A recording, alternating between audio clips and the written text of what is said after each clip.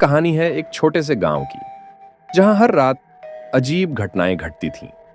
लोग कहते थे कि उस गांव के पास की खंडहर हवेली में कोई शैतान रहता है। हर रात वहां से चीखें सुनाई देती थीं। गांव वाले डर के मारे रात में घर से बाहर नहीं निकलते थे। राहुल, एक पत्रकार, इस गांव में आया था। वह इन अफवाहों की सच्चाई जानना चाहता था। राहुल को अंधविश्वास पर भरोसा नहीं था।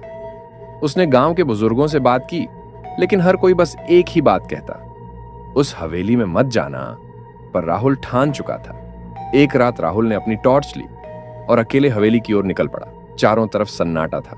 उसकी हर कदम की आवाज जैसे गूंज रही थी।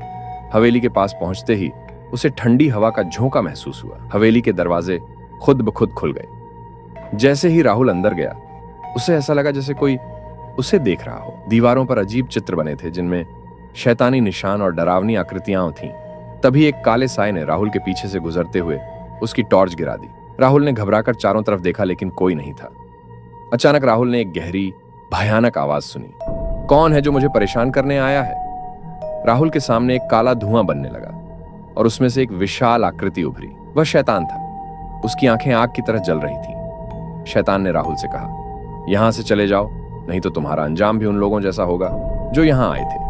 राहुल ने डर के मारे भागने की कोशिश की, लेकिन हवेली का दरवाजा बंद हो चुका था। हर रास्ता जैसे खत्म हो गया था। तभी उसने अपने बैग से एक प्राचीन ताबीज निकाली, जो एक पुजारी ने उसे दी थी। ताबीज के आते ही शैतान दर्द से चिल्लाने लगा।